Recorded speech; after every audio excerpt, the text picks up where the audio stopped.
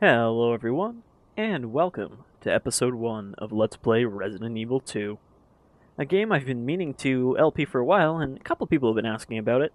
Originally, I skipped over this to do 3, because Resident Evil 2 is a lot more complicated in my opinion to kind of record everything about, whereas 3 is a much more straightforward single-character game. Unlike pretty much all of the other Resident Evil games, but sort of similar to the first one, Resident Evil 2 has 2 playable characters. However, instead of just picking a character from the beginning, you actually pick a character, play through the game, finish it, and then swap to the other character's disc to continue as a scenario B, where you're essentially playing as the other character during the same time frame as you were playing the first character and sort of seeing their side of it. What this means is, depending on who you start as, you actually get a slightly different game. So if you start as Claire, and then go to Leon, that's the canonical sort of path. But if you start with Leon and go to Claire, it's actually different and considered non-canon. So we're going to be playing through the Claire A, Leon B canonical path, but I'm also going to try to show off the differences in Leon A, Claire B. So let's just start with original game here, on normal. It also has the easy difficulty that'll start you with an infinite ammo gun, I believe. Resident Evil 2.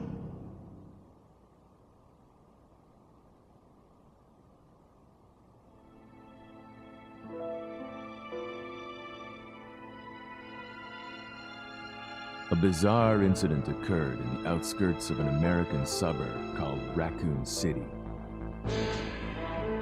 It was later revealed that the terrible disaster had been caused by the T-virus, a mutagenic toxin created by the international enterprise Umbrella Incorporated for use in bioweapon experiments. The Raccoon City Police Department's Special S.T.A.R.S unit immediately began investigation in the affair. The case was apparently closed, thanks to the efforts of S.T.A.R.S members Claire Redfield and Jill Valentine. But the Umbrella Corporation's experiments were far from finished.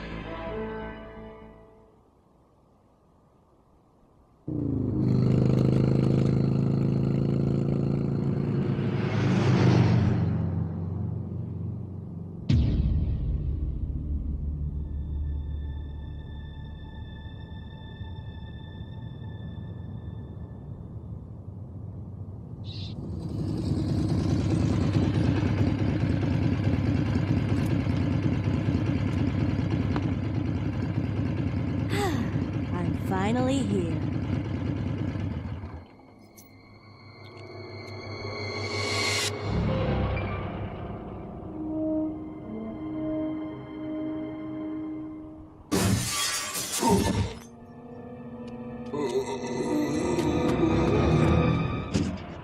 That guy's a maniac. Why'd he bite me?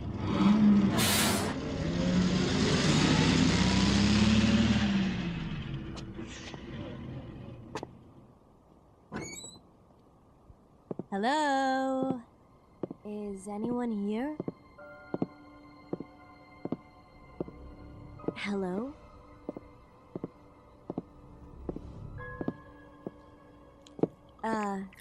Hello?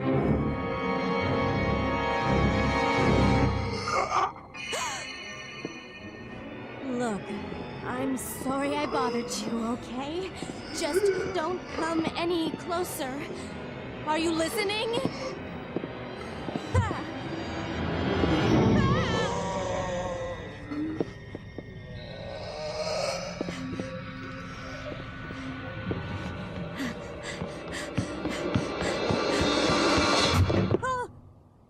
Wait! Don't shoot! Get down! We can't stay out here. Head to the police station. It'll be a lot safer.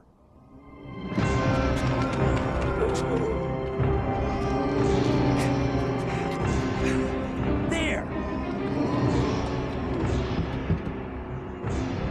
Buckle up. Okay.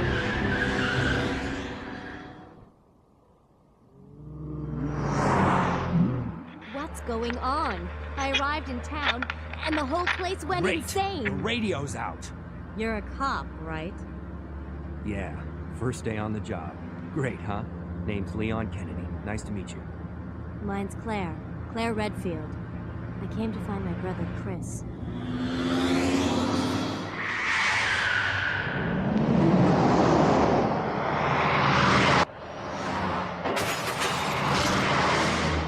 Hey, could you open the glove box?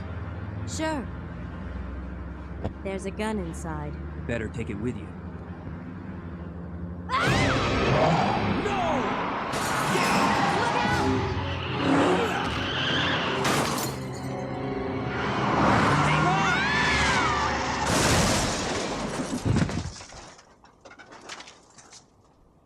You okay? Still in one piece. Hey! That maniac's gonna ram us! Run!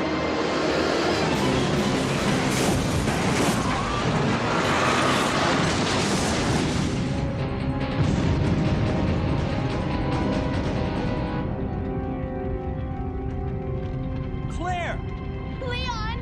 I'm okay. Head to the station. I'll meet you there. Okay.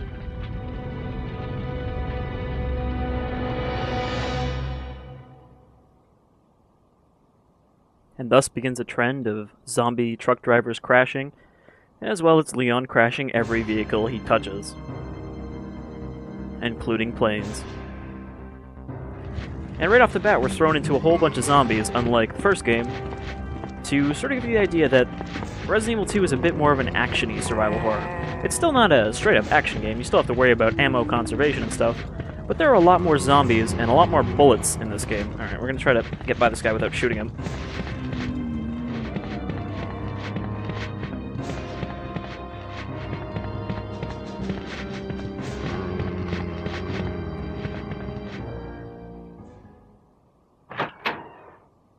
Since after all, we are in a city now instead of just a mansion with a couple people. So there's definitely a lot more people and a lot more zombies. And I think that's a pretty good start to give you an idea of sort of Freeze! the difference. Who are you? What are you doing here? Yeah, you cock that crossbow. Don't shoot! I'm a human!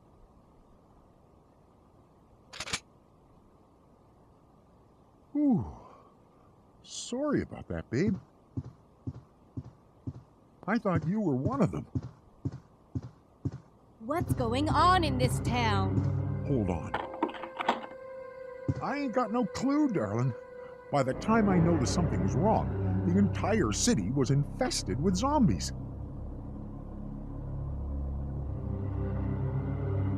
So that's actually Kendo there, the gunsmith that created the custom samurai edge pistols for the S.T.A.R.S. Let's just steal his bullets, since apparently he's not using a gun.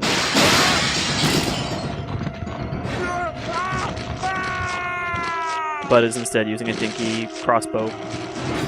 If we were playing Leon's campaign, he would actually have a shotgun. But since Claire doesn't get a shotgun... Also, we could take his bowgun, but I really don't want to waste the ammo to kill these zombies because we'll actually get an opportunity to get another one later.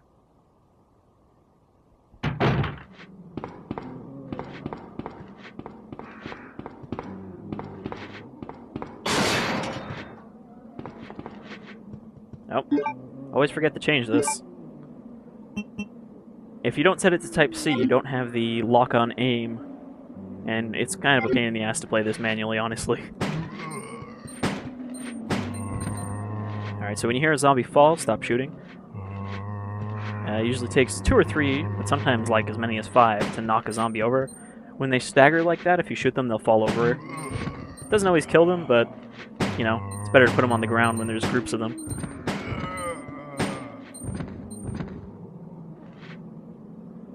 And just like the first game, you know they're dead when there's a pool of blood under them.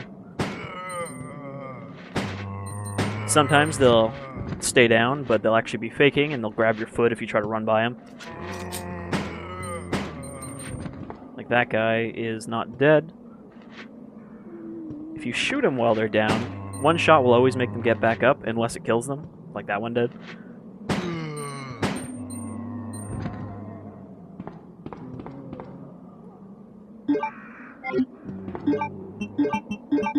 So Leon and Claire actually start with different guns. Claire has the HP Browning. Or Browning HP, sorry. Which does more damage than Leon's gun, but holds less ammo.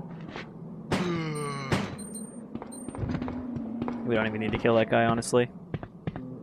This is an area we're not going to have to come back through.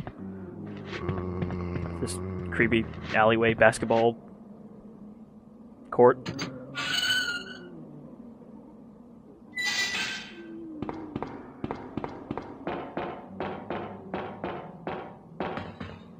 So you can see a lot of these early areas here are very similar to the Raccoon City layout in Resident Evil 3.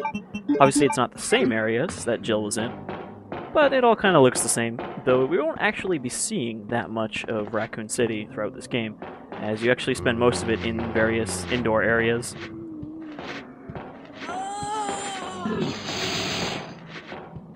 Also, like the first game, if you're on a ledge or something where a zombie can't grab you, they will try to puke on you instead. Lady, you are so in my way. And now you're not.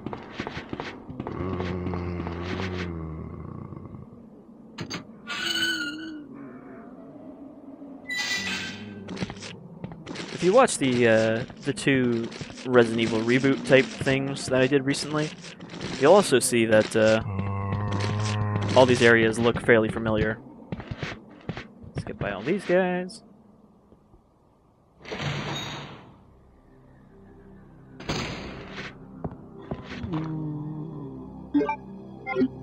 Alright, this is another area where it's a little hard to conserve ammo. The only way to get by these zombies without using ammo is to either knife them, which I'm not very good at, and just run into them, take damage, and then shove them over and try to get away. I always think this briefcase has something in it, but it never does. It just looks like it should have. Also, like Resident Evil 3, there is a lot of random hidden stuff in the environment that you can't actually see. You know, extra ammo. No gunpowder, though.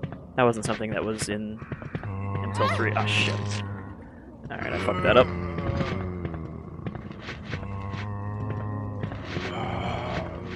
Usually you'll find stuff on, like, dead bodies in the environment and stuff. Not these guys, though. Or just various things that look like they have stuff on them. You know, shelves and stuff with a bunch of random objects. You'll find ammo sometimes, or first aid sprays.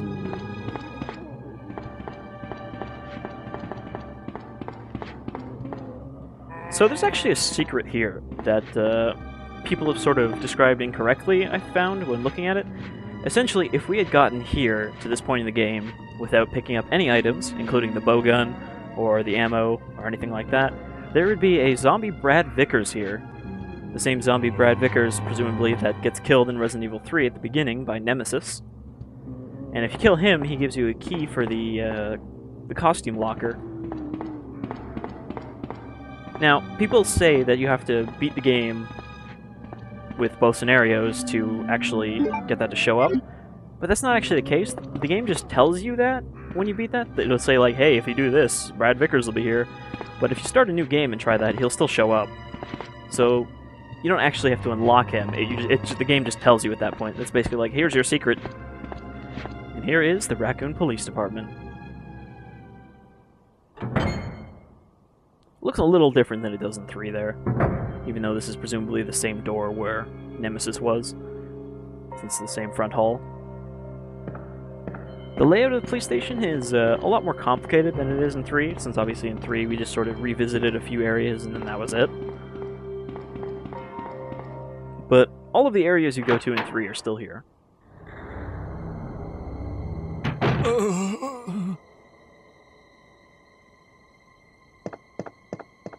Hang in there. Are you the only officer left in the building? Who are you? Claire Redfield. I'm looking for my brother Chris. We lost contact with him over 10 days ago. Chris, Jill, Barry.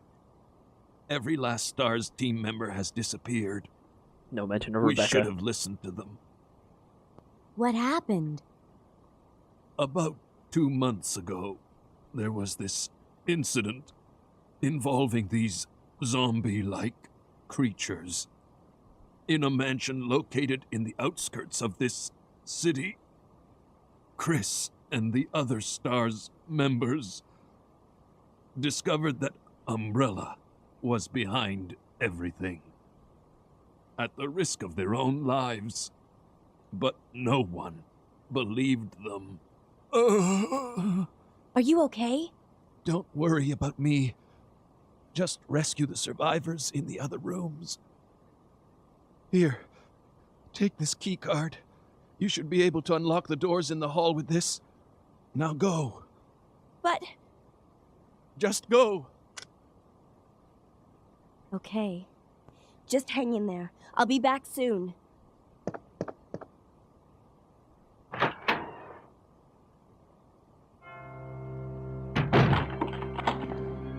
And then somehow he crawled his ass over the door and locked us out. I love the casual way that people just throw around the word zombie in this game compared to like the first one. It's like, these zombie-like beings. Poor Officer Martin Brana. Or is it Marvin? No, it's Marvin Brana. Sorry, not Martin.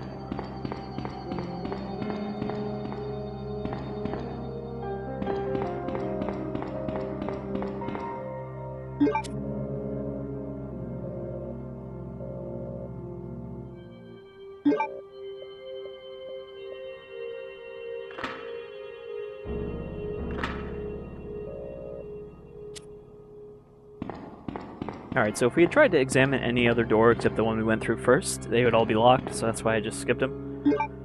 There's an ink ribbon and a typewriter here, but this is not actually a proper save room, as there is no item box.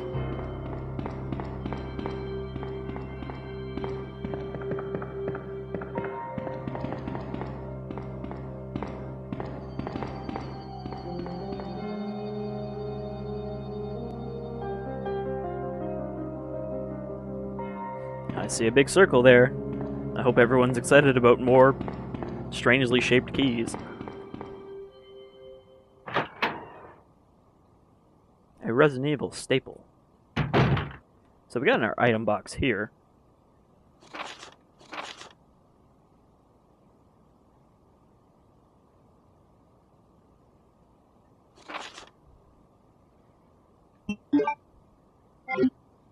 That's an important password that we're going to need. Though that doesn't actually change from playthrough to playthrough. So I could have just gone to that save first and opened it. And you can see we got nothing in our item box. We're going to ditch the knife, because it's not very good. And we will hold on to these ribbons for now, because I think we're going to save it pretty quickly. Or fairly soon, at least. Since there's quite a lot of cutscene at the beginning of the game. Not to mention my own ramblings making it longer. Alright, so let's go through this way first, now that we have that police memorandum.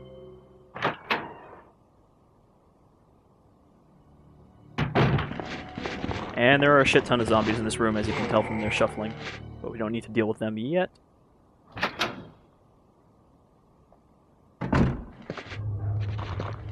Excuse me, officer. You can see the sneaky zombie here. Its head's following us. As long as we stay away from his bitey parts, he won't be able to do anything. And the police safe is in this room.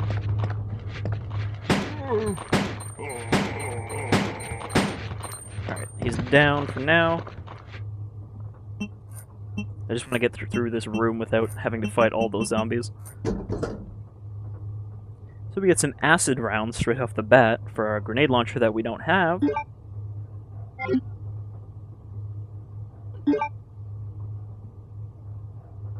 And the map of the police station, which is the main reason to come here first. Since I always forget the layout otherwise.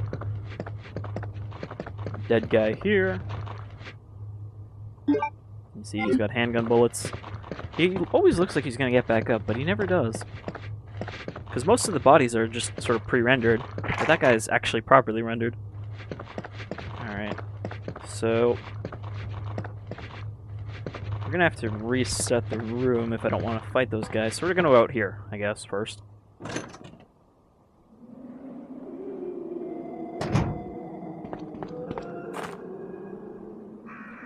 I'm not sure what it is with the trend of the old Resident Evil games and only female characters getting a grenade launcher. Because Jill gets the grenade launcher in the first game, and Claire gets it in this one, and I believe only Claire gets it in Code Veronica, though you might be able to pass it off to your other character.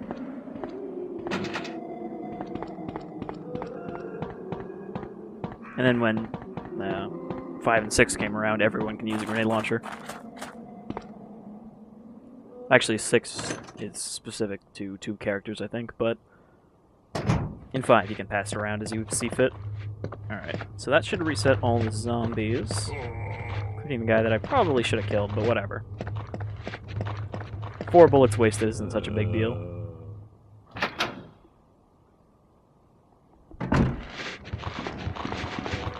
Gonna head back into the main hall.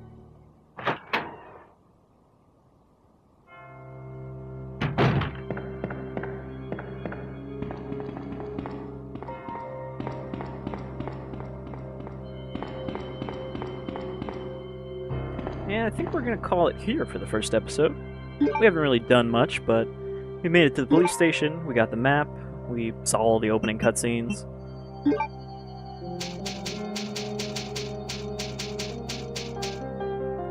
Now, your end ranking when you finish the game is also partially dependent on how many times you save. Obviously, the more times you save, the worse your ranking. But I'm not going to be going for a good ranking in this playthrough. I'm going to be going to try to show off everything. All of the guns and everything that would potentially reduce your score. So I'm not too worried about saving every episode. Anyhow, that'll do it for episode 1 of Let's Play Resident Evil 2. I've been Shadefyre, and I'll see you all again some other time. Until then, keep on surviving, survivors.